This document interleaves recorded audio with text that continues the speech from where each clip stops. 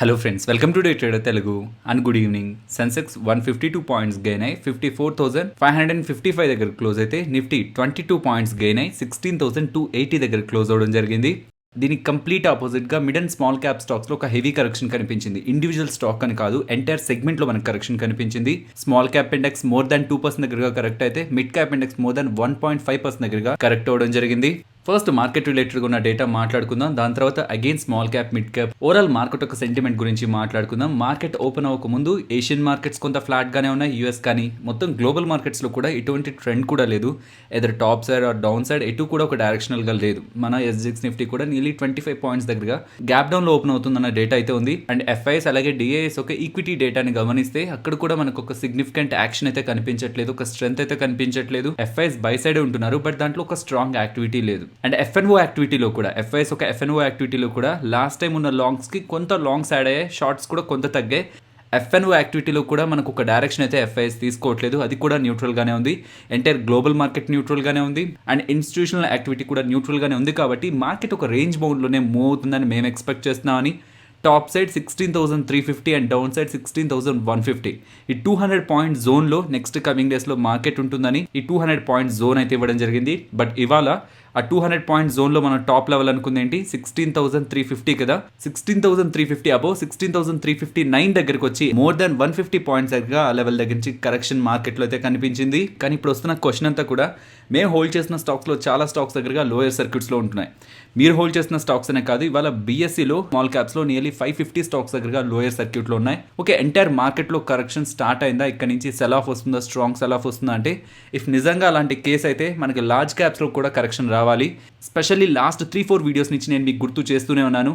భారీగా పెరిగిన stock market important alert అన్న వీడియోలో కూడా నేను మీకు మెన్షన్ చేశాను. మీ పోర్ట్ఫోలియోలో large cap, small cap, mid cap ఎలా ఉన్నాయనేది గమనించండి అని. దాని తర్వాత చేసిన వీడియోలో మీరు రిస్క్ తీసుకోకూడదు అనుకుంటే 50% దగ్గరగా లార్జ్ క్యాప్స్ ఉంచండి, మిగతా 50% మిడ్ అండ్ స్మాల్కి ఇవ్వండి అని చెప్పాను. అండ్ సండే రోజు చేసిన వీడియోలో కూడా పోర్ట్ఫోలియో స్టాక్స్ అలర్ట్ అని మెన్షన్ చేస్తూ కొన్ని ఇంపార్టెంట్ సజెషన్స్ని ఇస్తూ mid cap and small cap stocks గురించి మెన్షన్ చేశాను. బికాస్ మార్కెట్ పెరుగుతూ ఉంటే మిడ్ అండ్ స్మాల్ క్యాప్ స్టాక్స్లో అన్యూజువల్గా ఎప్పుడైతే కరెక్షన్ స్టార్ట్ అయిందో, ఇఫ్ ఇలానే ఫర్దర్గా కంటిన్యూ అయితే ఈ రీసెంట్ టైమ్స్లో ఎంటర్ అయిన వాళ్ళు కొంత ప్యానిక్కి గురవుతారని లార్జ్ క్యాప్స్లో వెయిటేజ్ని 50% ఉంచండి అని చెప్పే ప్రయత్నం చేశాను. బికాస్ ఈ రీసెంట్ టైమ్స్లో ఎక్కువగా ఇవి పెరుగుతున్నాయి కాబట్టి స్మాల్ క్యాప్స్ నియర్లీ 2021 స్టార్టింగ్ నుంచి ఇప్పటికీ 40% దగ్గరగా ర్యాలీ అయ్యాయి. ఫర్దర్గా ర్యాలీ అవుతాయని ఎక్స్పెక్ట్ చేసిన వాళ్ళకి రీసెంట్ టైమ్స్లో కరెక్షన్ స్టార్ట్ అయింది కాబట్టి వాటిని కొంత బ్యాలెన్స్డ్గా ఉంచాలంటే లార్జ్ క్యాప్లో కూడా హెవీ పోర్షన్ మనది ఉండాలి, అలొకేషన్ ఉండాలని అలా చెప్పాను. బట్ మిడ్ అండ్ స్మాల్ క్యాప్స్లో కరెక్షన్ ఎలా ఉంటుందంటే వచ్చే కరెక్షన్ 20-30% కూడా తీసుకువెళ్తుంది. ఫాల్ అలానే ఉంటుంది, ర్యాలీ కూడా అలానే ఉంటుంది. సో ఓవరాల్ మార్కెట్ నెగిటివ్గా టర్న్ అయిందంటే నేను అలా అనుకోవట్లేదు. Because large cap stocks still ఇంటాక్ట్గా ఉన్నాయి అండ్ ఎంటైర్ మార్కెట్లో ఈవెన్ మిడ్ అండ్ స్మాల్ క్యాప్స్లో కూడా ఇంకా కొన్ని స్టాక్స్ ర్యాలీకి వెళ్తున్నాయి. బట్ అది చాలా ఫ్యూ నెంబరే. మిగిలిన stocks, most of the stocks అని 5% లోయర్ సర్క్యూట్లో ఉన్నారు, మోర్ దాన్ 5% దగ్గరగా కరెక్షన్ అయితే చూస్తున్నాయి. So mid and small cap స్టాక్స్లో మనకి ప్రాఫిట్ బుకింగ్ స్టార్ట్ అయింది అనుకోవచ్చు. అండ్ ఈ క్వశ్చన్ రావచ్చు, ఇప్పుడు ప్రాఫిట్ బుకింగ్ స్టార్ట్ అయిందంటే ఇంకెంతవరకు ఫాలో అవచ్చు, ఇక్కడ నుంచి ఎంతవరకు ఫాలో అవుతుందని. సో ఇలా ఎగ్జాక్ట్గా గెస్ చేసే పని అయితే ప్రతి ఒక్కరు కూడా వాళ్ళ పోర్ట్ఫోలియోలో ఉన్న స్టాక్స్ని సెల్ చేసి ఎగ్జాక్ట్ ఆ పాయింట్కి వచ్చాకే బై చేస్తారు. ఎవరికి కూడా ఎగ్జాక్ట్ ఐడియా ఉండదు ఎక్కడికి వెళ్తే మళ్ళీ అగైన్ రివర్స్ అవుతుందని. కాబట్టి మీ దగ్గర ఫ్రెష్గా క్యాపిటల్ ఉంటే ఫాలో అవుతున్నప్పుడు అది కూడా ఒకేసారి కాకుండా దాన్ని పార్ట్స్గా డివైడ్ చేసి, బికాస్ ఎంతవరకు ఫాలో అవుతుందని ఒక పర్టికులర్ పాయింట్ అని ఒక డిఫైన్డ్ ఏరియా ఉండదు కాబట్టి ఫాలో అవుతున్న మల్టిపుల్ ప్రైస్ పాయింట్స్ లో యాడ్ చేసుకోవడానికి ప్రయత్నించండి. లేదు ఫుల్లీ ఇన్వెస్టెడ్ అనుకుంటే గుర్తుంచుకోండి, మీరు ఇన్వెస్ట్ చేసింది క్వాలిటీ స్టాక్ అయితే, వాళ్ళ బిజినెస్ లో స్ట్రెంత్ ఉండి రీసెంట్ డేస్ లో నెంబర్స్ ని బాగా పోస్ట్ చేస్తుంటే, ఈ mid and small cap space లో ఎప్పుడైతే రికవరీ వస్తుందో వీక్ స్టాక్స్ కంటే మీరు ఇన్వెస్ట్ చేసిన స్టాక్ చాలా స్ట్రాంగ్ గా ర్యాలీ అవుతుంది. విత్ ఇన్ ఫ్యూ డేస్ లోనే ఆ లాసెస్ అన్నింటిని రికవర్ చేస్తుంది. అండ్ ఈవెన్ మీరు ఏదైనా స్టాక్ ని మిస్ అయ్యారు, రీసెంట్ డేస్ లో ఎక్కువగా ర్యాలీ అయిపోయింది అనుకున్న స్టాక్ బాగా కరెక్ట్ అవుతుంది అనుకోండి, వాటిని కూడా మీ వాచెస్ లో యాడ్ చేసి ఉంచుకొని ఒక సిగ్నిఫికెంట్ కరెక్షన్ వచ్చింది, ఎస్ ఈ లెవెల్స్ కొంత బెటర్గా ఉన్నాయి, అట్రాక్టివ్గా ఉన్నాయి అనుకుంటే అవి కూడా మనం యాడ్ చేసుకోవడానికి ఆపర్చునిటీ. ఇలాంటి కరెక్షన్స్ రాకపోతే ఎప్పుడు మనం స్టాక్స్ని లోయర్ లెవెల్స్లో తీసుకోలేం. బట్ ఇది కూడా చెప్పాలనుకుంటున్నాను, మంచి కరెక్షన్ దొరికింది, ఇక్కడ ఇన్వెస్ట్ చేస్తే షార్ట్ టర్మ్లో మంచి రిటర్న్ ఉంటుందేమో అనుకొని షార్ట్ టర్మ్లో మీకు నీడ్ అయ్యే మనీని, ఎమర్జెన్సీ ఫండ్స్ని మాత్రం ఎటువంటి పరిస్థితుల్లో కూడా ఇన్వెస్ట్మెంట్ చేయొద్దు. ఇప్పుడు ఇక్కడున్నవి ఇంకెంతవరకు కిందకి వెళ్తాయి అండ్ ఎంత టైం పడుతుంది మళ్ళీ రికవర్ అవ్వడానికని షార్ట్ టర్మ్లోనే అంతా జరిగిపోతుందని మాత్రం ఎంటర్ అవ్వద్దు. ఏం చేస్తున్నా లాంగ్ టర్మ్ వ్యూతోనే చేయండి, సో దట్ మీకు కూడా మైండ్ పీస్ఫుల్గా ఉంటుంది. And even grey market premiums కూడా చాలా వీక్గా ఉన్నాయి. ఈవెన్ రీసెంట్ టైమ్స్లో లిస్ట్ అవుతున్న ఐపీఓస్ కూడా ఎక్స్పెక్టెడ్ కంటే బిలోనే లిస్ట్ అవుతుండేసరికి, హెచ్ఎన్ఐ కాస్ట్ కంటే బిలోనే లిస్ట్ అవుతుండేసరికి ఐపీఓ గ్రే మార్కెట్ ప్రీమియమ్స్లో సిగ్నిఫికెంట్గా డ్రాప్ కనిపిస్తుంది. అండ్ మార్కెట్ క్లోజ్ అయిన తర్వాత సెంటిమెంట్ ఎలా ఉంది, గ్రే మార్కెట్లో ఎలాంటి చేంజెస్ ఉన్నాయని ఎండ్ ఆఫ్ ద డే నేను మీకు ఇంకొక ఇమేజ్ని కూడా టెలిగ్రామ్లో పెడతాను. So end of the day ఒక క్లారిటీ వస్తుంది. సో ఇఫ్ ఐపీఓస్ అప్లై చేసి గ్రే మార్కెట్ ప్రీమియమ్స్ ఆర్ ఇతర అప్డేట్స్ తెలుసుకోవాలనుకుంటున్న వాళ్ళు టెలిగ్రామ్ గ్రూప్లో ఉండడానికి ప్రయత్నించండి. ఇఫ్ మన టెలిగ్రామ్ గ్రూప్లో లేనట్లయితే టెలిగ్రామ్ యాప్ ఇన్స్టాల్ చేసి డే ట్రేడర్ తెలుగు అని సర్చ్ చేయండి.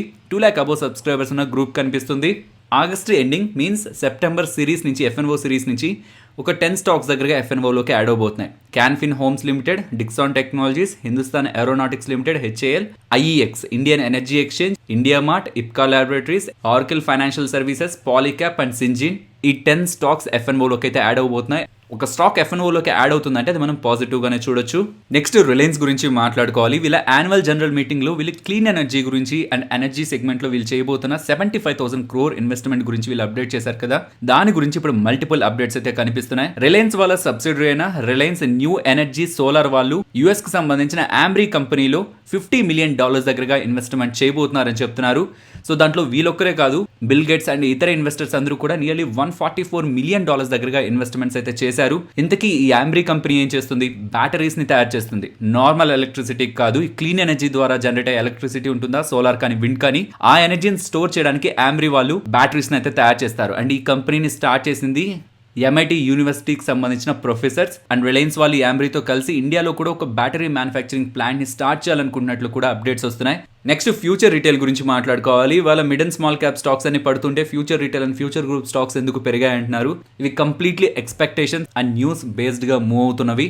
సో పాజిటివ్ డెసిషన్ వస్తే స్టాక్లో మనకి మంచి మూవ్ కనిపిస్తుంది, లేదంటే స్టాక్లో ఒక సిగ్నిఫికెంట్ ఇంపాక్ట్ కూడా కనిపిస్తుంది. రీసెంట్గా సుప్రీంకోర్టు వాళ్ళు ఇచ్చిన డెసిషన్తో స్టాక్ లోయర్ సర్క్యూట్స్కి వెళ్తుంది. అండ్ అగైన్ న్యూస్ ఆర్టికల్స్లో ఇఫ్ అన్ని అమెజాన్ వాళ్ళకి పాజిటివ్గా జరిగి ఫ్యూచర్ రిటైల్ అలాగే రిలయన్స్ ఇండస్ట్రీస్ మధ్యలో ఉన్న డీల్ క్యాన్సిల్ అయితే అమెజాన్ వాళ్ళు ఫ్యూచర్ రిటైల్కి హెల్ప్ చేయాలనుకున్నట్లు మనకు ఆర్టికల్లో డేటా అయితే కనిపిస్తుంది ఫ్రెండ్స్. కానీ నేను ప్రీవియస్గానే చెప్పాను, ఇక్కడ రిలయన్స్ ఇండస్ట్రీస్ అలాగే ఫ్యూచర్ రిటైల్ మధ్యలో జరుగుతున్న డీల్ అది ఆపాలని అమెజాన్ వాళ్ళు ప్రయత్నిస్తున్నారు, ఆపకూడదని రిలయన్స్ అలాగే ఫ్యూచర్ రిటైల్ వాళ్ళు ప్రయత్నిస్తున్నారు. ఆపోజిట్ డైరెక్షన్స్ లో వీళ్ళు ఇలా ప్రయత్నిస్తూ ఉన్నంత వరకు కూడా ఈ కేసు అనేది ప్రొలాంగ్ అవుతూ ఉంటుంది. ఇలా ప్రొలాంగ్ అవుతుంటే ఎవరికి నష్టం? అమెజాన్ కి నష్టమా, రిలయన్స్ కి నష్టమా? వీళ్ళిద్దరికి కూడా కాదు. ఫ్యూచర్ గ్రూప్ కి నియర్లీ 26,000 crores దగ్గరగా వీళ్ళకి అప్పులు ఉన్నాయి. అంత అప్పులు ఉన్నాయి, బిజినెస్ రిలేటెడ్ గా వీళ్ళకి అంత యాక్టివిటీ, క్యాష్ ఫ్లో జనరేషన్ లేదు కాబట్టి టైం టు టైం వీళ్ళ వడ్డీల్ని కట్టలేరు. ఆ వడ్డీల భారం ఇలా పెరుగుతూ ఉంటే ఈ కేసు ప్రొలాంగ్ అయ్యే కొద్దీ వీళ్ళ అసెట్స్ మీద అది ఇంపాక్ట్ చూపిస్తుంది. కాబట్టి సో ఇలా ఎక్కడో ఒక దగ్గర వచ్చే ఆర్టికల్స్ లో స్టాక్ ప్రైజెస్ లో మనకి సడన్ గా మూవ్ కనిపిస్తుంది. అగైన్ వీటి రిలేటెడ్ గా ఫర్దర్ కన్ఫర్మేషన్ లేకపోతే అగైన్ స్టాక్ స్లైడ్ అవుతుంటాయి. ప్యూర్లీ న్యూస్ బేస్డ్ గా మూవ్ అవుతున్న స్టాక్స్ అన్న విషయాన్ని అయితే గుర్తుంచుకోవాలి. నెక్స్ట్ ఎన్ఎస్సి వాళ్ళ దగ్గర నుంచి ఒక కొత్త అప్డేట్ అయితే వస్తుంది. యుఎస్ స్టాక్స్లో ఇన్వెస్ట్మెంట్ చేయాలని ఇండియాలో ఉన్న రీటైలర్స్ ఎక్కువగా సర్చ్ చేస్తున్నారు అండ్ ఎక్కువగా ఇతర ప్లాట్ఫామ్స్ ని కూడా చూస్ చేసుకుంటున్నారు. కాబట్టి మనం ఎందుకు ఇది ప్రొవైడ్ చేయకూడదని ఎన్ఎస్సి వాళ్ళు యుఎస్ లో ఉన్న స్టాక్స్ ని కొనేలా వీళ్ళు ఒక సిస్టమ్ అయితే బిల్డ్ చేస్తున్నారు. సో దీని రిలేటెడ్గా వీళ్ళు ఒక సబ్సిడరీని క్రియేట్ చేశారు, ఎన్ఎస్సి ఐఎఫ్ఎస్సి అని. సో స్టార్టింగ్లో ఒక 50 స్టాక్స్ని, అందరికీ తెలిసిన ఒక 50 స్టాక్స్ని తీసుకుంటారంటున్నారు. సో ఇది ఒక బేసిక్ అప్డేట్, ఇంకా మనకి ఫుల్ డీటెయిల్స్ వీళ్ళు ఇంకా అనౌన్స్ చేయలేదు. కంప్లీట్ డీటెయిల్స్ వచ్చిన తర్వాత అగైన్ ఇది మీకు నేను అప్డేట్ చేస్తాను. నెక్స్ట్ హీరో మోటోకార్ప్ గురించి మాట్లాడుకోవాలి. మేనేజ్మెంట్ బిజినెస్ ఛానల్కి ఇచ్చిన ఇంటర్వ్యూలో ఒక ఇంపార్టెంట్ స్టేట్మెంట్ చేశారు. ప్రెసెంట్ ఎలక్ట్రిక్ వెహికల్స్ రిలేటెడ్గా మల్టిపుల్ అప్డేట్స్ కనిపిస్తున్నాయి కదా. ఈవెన్ నిన్నటి వీడియోలో కూడా మాట్లాడుకున్నాం, ఒక సెగ్మెంట్ అని కాదు, 2 వీలర్స్ కానివ్వండి, 3 వీలర్స్ కానివ్వండి, కమర్షియల్ వెహికల్స్ కానివ్వండి, ప్యాసింజర్ వెహికల్స్ కానివ్వండి, అన్ని సెగ్మెంట్స్లో కూడా ప్రెసెంట్ ఆటో సెక్టార్లో ఉన్న మోస్ట్ ఆఫ్ ద కంపెనీస్ అన్ని కూడా వర్క్ చేస్తున్నాయి. అండ్ హీరో మోటోకార్ప్ వాళ్ళు చెప్తున్నది ప్రెసెంట్ వీళ్ళు చేసిన ఇన్వెస్ట్మెంట్స్లో 50% దగ్గరగా ఇన్వెస్ట్మెంట్స్, R&D రిలేటెడ్గా ఇన్వెస్ట్మెంట్స్ ఎలక్ట్రిక్ వెహికల్స్ రిలేటెడ్గానే వెళ్తున్నాయని. అండ్ బై FY22 ఎండింగ్ కల్లా కూడా, ఈ ఫైనాన్షియల్ ఇయర్ ఎండింగ్ కల్లా కూడా హీరో మోటోకార్ప్ దగ్గర నుంచి ఒక ఎలక్ట్రిక్ వెహికల్ వస్తుందని ఎలాగైతే వాళ్ళు అప్డేట్ చేస్తున్నారు. ఇలా most of the auto makers అందరూ కూడా ఎలక్ట్రిక్ వెహికల్స్ రిలేటెడ్గా కామెంట్స్ చేస్తూ ఉండేసరికి వీటికి రిలేట్ అవుతున్న స్టాక్స్ లో ఇంపార్టెంట్ స్టాక్, రీసెంట్ టైమ్స్ లో ఐపీఓగా లిస్ట్ అయిన స్టాక్ సోనా కామ్స్టర్. వీళ్ళు విడిభాగాలను సప్లై చేస్తుంటారు కాబట్టి ఈ స్టాక్ రిలేటెడ్ గా లాస్ట్ 2 సెషన్స్ లో 30% అబోవ్ మనకి ర్యాలీ అయితే కనిపించింది. నెక్స్ట్ హిందూజా గ్లోబల్ సొల్యూషన్స్ గురించి మాట్లాడుకోవాలి. ఈ కంపెనీ ఒక మార్కెట్ క్యాపిటల్ 6,740 crores. ఎందుకు చెప్తున్నానంటే వీళ్ళకి సంబంధించిన హెల్త్ కేర్ సర్వీసెస్ ని నియర్లీ $1.2 billion కి, మీన్స్ 9,000 crores కి బేరింగ్ ప్రైవేట్ ఈక్విటీ వాళ్ళకి సెల్ చేస్తున్నారు అనేలాగా మనకు అప్డేట్ అయితే కనిపిస్తుంది. సో 6,740 crore విలువ చేసే కంపెనీ, మార్కెట్ క్యాపిటల్ విలువ చేసే కంపెనీ, అందులో ఉన్న బిజినెస్ నే 9,000 crore కి సెల్ చేస్తుందంటే ఈ కంపెనీ రిలేటెడ్ గా వాల్యుయేషన్స్ అప్గ్రేడ్ అయ్యాయి. కాబట్టి స్టాక్ ప్రైస్ ఇవాళ మనకు అప్పర్ సర్క్యూట్ అయితే టచ్ చేసింది. ఓకే, అది సెల్ చేసి ఫర్దర్ గా వీళ్ళు ఏం చేస్తారు, వీళ్ళు ఆల్రెడీ ఐటీ బిజినెస్ ని చేస్తున్నారు అండ్ డిజిటల్ సైడ్ వీళ్ళకి ఆల్రెడీ బిజినెస్ అయితే ఉంది. ఇప్పుడు ఏదైతే సెల్ చేస్తున్నారో ఆ సెల్ చేసిన బిజినెస్ ద్వారా వీళ్ళకి 53% దగ్గరగా రెవెన్యూ కాంట్రిబ్యూషన్ ఉంటుంది. Rest of the digital business లో ఇప్పుడు వస్తున్నాయి 9,000 crores. కంప్లీట్ గా ఇన్వెస్ట్మెంట్ చేయడానికి కాదు, కొంతవరకు ఇన్వెస్ట్మెంట్ చేసి ఆ డిజిటల్ సైడ్ కూడా వీళ్ళు గ్రో అవ్వాలనుకుంటున్నట్లు, ఐటీ సెగ్మెంట్ లో ఫోకస్ చేయాలనుకుంటున్నట్లు కంపెనీ అయితే అప్డేట్ చేస్తూ ఉంది. నెక్స్ట్ చాలా కంపెనీస్ నెంబర్స్ అయితే పోస్ట్ చేశాయి, మార్కెట్ టైంలోనూ పోస్ట్ చేశాయి. నిన్న న్యూస్ వీడియో తర్వాత నుంచి కూడా చాలా కంపెనీస్ నెంబర్స్ అయితే పోస్ట్ చేశాయి. మంచి నెంబర్స్ ఏవేవి పోస్ట్ చేశాయని నిన్న నైటే నేను మీకు ఒక అప్డేట్ చేశాను. లక్ష్మీ ఆర్గానిక్స్ ఒక మెయిన్ నెంబర్స్ ని మాట్లాడుకుంటే quarter on quarter comparison loan year on year comparison లో కూడా మనకు ఒక సిగ్నిఫికెంట్ ఇంప్రూవ్మెంట్ అయితే కనిపించింది. అండ్ స్పెషల్లీ మనం ఫోకస్ చేస్తుంటాం కదా మార్జిన్స్, అది గమనించండి. అంతకుముందు క్వార్టర్ లో 12% అరౌండ్ ఉంటే ఇప్పుడు 19.73 నియర్లీ 20% దగ్గరగా ఆపరేటింగ్ ప్రాఫిట్ మార్జిన్ అయితే తీసుకొచ్చారు. ఇది మనం సిగ్నిఫికెంట్ గా పాజిటివ్ గా తీసుకోవచ్చు. స్పెషల్లీ ఆ మార్జిన్స్ లో వచ్చిన ఇంప్రూవ్మెంట్ తోనే నిన్న 8 o'clock వీళ్ళ రిజల్ట్స్ పోస్ట్ చేయగానే మీకు Lakshmi Organics posted strong numbers అని మెన్షన్ చేశాను. కాకపోతే మీకు ఇది గుర్తుందా, రీసెంట్ డేస్ లో కొన్ని డేస్ బ్యాక్ మనకి వీళ్ళకి సంబంధించిన మహారాష్ట్ర ప్లాంట్ లో వరదల కారణంగా అక్కడ మ్యానుఫ్యాక్చరింగ్ ఫెసిలిటీని కొన్ని డేస్ క్లోజ్ చేస్తున్నారు కాబట్టి అక్కడ తయారు చేసిన కెమికల్స్ రిలేటెడ్ గా కొంతవరకు ఇంపాక్ట్ ఉంటుంది. సో ఇప్పుడు చెప్పండి, నెక్స్ట్ క్వార్టర్ రిజల్ట్స్ ఇప్పుడు పోస్ట్ చేసిన నెంబర్స్ కంటే బెటర్గా ఉంటాయా ఉండవా? మోస్ట్లీ ఉండవు. ఒకవేళ ఉంటే అది ఇంకా ఎక్స్ట్రాడినరీ పర్ఫార్మెన్స్ అనమాట. బికాస్ మ్యానుఫ్యాక్చరింగ్ ఫెసిలిటీ కొంతవరకు క్లోజ్ అయింది కాబట్టి వాళ్ళ ప్రొడక్షన్ ఇంపాక్ట్ అవుతుందని మార్కెట్ ముందుగానే ఎస్టిమేట్ చేస్తుంది. అండ్ నెక్స్ట్ వచ్చే క్వార్టర్లీ రిజల్ట్స్ ని సూపర్ పాజిటివ్ తో చూడదు. సో రీసెంట్ టైమ్స్ లో జరుగుతున్న ఈవెంట్స్ కారణంగా కూడా market next coming quarterly results మీద కూడా ఎక్స్పెక్టేషన్స్ అయితే బిల్డ్ చేస్తూ ఉంటుంది. నెక్స్ట్ క్యామ్స్ గురించి మాట్లాడుకోవాలి ఫ్రెండ్స్. క్యామ్స్ వాళ్ళు నెంబర్స్ ని పోస్ట్ చేశారు, అలాగే దాంతోపాటు డివిడెండ్ ని కూడా డిక్లేర్ చేశారు. ఓవరాల్ వీళ్ళ నెంబర్స్ని గమనిస్తే ఇయర్ ఆన్ ఇయర్లో ఎలాగో గ్రోత్ ఉంటుంది, క్వార్టర్ ఆన్ క్వార్టర్ కంపారిజన్లో కూడా గ్రోత్ అయితే మనకు కనిపిస్తుంది. బట్ మార్జిన్స్ మనకు అంతలా ఎక్స్పాండ్ అవ్వట్లేదు, మార్జిన్స్లో మనకి పెద్దగా ఇంప్రూవ్మెంట్ అయితే లేదు. బట్ లాస్ట్ క్వార్టరే వీళ్ళు స్ట్రాంగ్ నెంబర్స్ని పోస్ట్ చేశారు. బట్ దానికంటే కొంత ఇంప్రూవ్మెంట్ క్వార్టర్ ఆన్ క్వార్టర్ సెగ్మెంట్లో మనకు కనిపిస్తుంది కాబట్టి ఇది మనం పాజిటివ్ సైడే చూడొచ్చు. అండ్ ₹6.50 డివిడెండ్ ని కూడా వీళ్ళు ప్రకటించారు. దానికి వీళ్ళు August 30 రికార్డ్ డేట్ అంటున్నారు. గుర్తుంచుకోవాలి, ఇది రికార్డ్ డేట్, ఎక్స్ డేట్ కాదు. ఆ పాయింట్కి మీ డీమ్యాట్లో షేర్స్ ఉంటేనే ఆ డివిడెండ్కి మీరు ఎలిజిబుల్ అవుతారు. నెక్స్ట్ దీపక్ ఫెర్టిలైజర్స్ నెంబర్స్ గురించి మాట్లాడుకోవాలి. ఇయర్ ఆన్ ఇయర్ కంపారిజన్ చాలా స్ట్రాంగ్గా కనిపిస్తుంది. But quarter on quarter comparison చేసిన రెవెన్యూస్లోనే ఇంప్రూవ్మెంట్ కనిపిస్తుంది, నెట్ ప్రాఫిట్లో కూడా మీకు ఇంప్రూవ్మెంటే కనిపిస్తుంది. కాకపోతే రెవెన్యూస్లో వచ్చినంత గ్రోత్ మీకు నెట్ ప్రాఫిట్లో రాలేదు. దానికి మెయిన్ రీజన్ వీళ్ళ కాస్ట్ ఆఫ్ రా మెటీరియల్స్ని గమనించండి. లాస్ట్ టైం ఉన్న దానికంటే చాలా సిగ్నిఫికెంట్గా రా మెటీరియల్ కాస్ట్ అయితే పెరిగింది. అది వీళ్ళ ప్రాఫిటబిలిటీని ఇంపాక్ట్ చేసింది.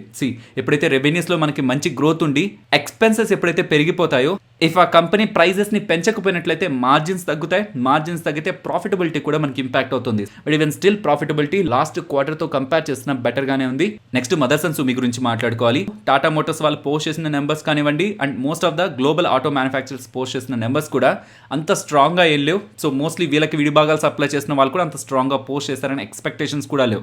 కాబట్టి క్వార్టర్ ఆన్ క్వార్టర్ కంపారిజన్లో మీకు అన్ని సెగ్మెంట్స్లో కూడా డ్రాప్ కనిపిస్తున్నా, స్టాక్లో అంత సిగ్నిఫికెంట్ కరెక్షన్ కనిపించలేదు. కానీ వీళ్ళ మెయిన్ నెంబర్స్లో మనం గమనించాల్సిన ఇంపార్టెంట్ పాయింట్ వీళ్ళ డెట్. సో అది మాట్లాడుకునే ముందు వీళ్ళ మెయిన్ నెంబర్స్ని ఒకసారి గమనిస్తే క్వార్టర్ ఆన్ క్వార్టర్ కంపారిజన్లో 5% దగ్గరగా రెవెన్యూలో డ్రాప్ కనిపిస్తుంది. అండ్ నెట్ ప్రాఫిట్ నియర్లీ 59% దగ్గరగా డ్రాప్ అయింది. ఇది ఇన్ లైన్ విత్ ఎస్టిమేట్సే ఉంది.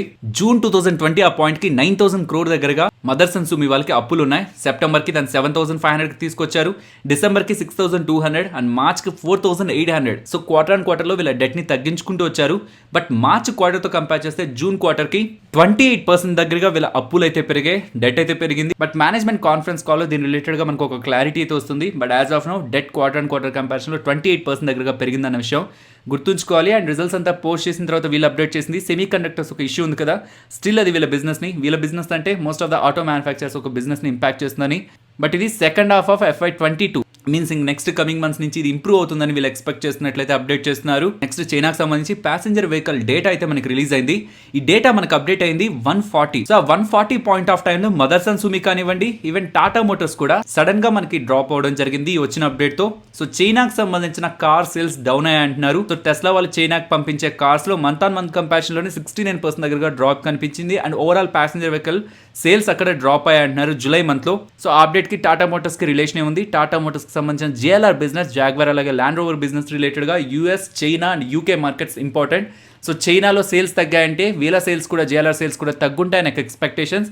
అలాగే మదర్సన్ సుమి వాళ్ళు చైనాలో కార్ సేల్స్ తగ్గుతున్నాయంటే వాటి రిలేటెడ్ గా విడిభాగాలు సప్లై చేసే మదర్సన్ సుమికి కూడా ఇంపాక్ట్ అయితే ఉంటుంది. నెక్స్ట్ నిఫ్టీ అలాగే bank Nifty support and resistance ని మాట్లాడుకుందాం. ఇవాళ నిఫ్టీ, బ్యాంక్ నిఫ్టీ రెండు కూడా రెసిస్టెన్స్ ని క్రాస్ చేశాయి.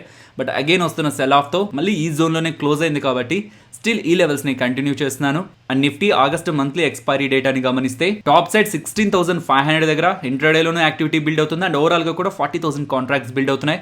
కాకపోతే ప్యారలల్ గా 16,500 పుట్ దగ్గర కూడా మనకి యాక్టివిటీ బిల్డ్ అవుతుంది.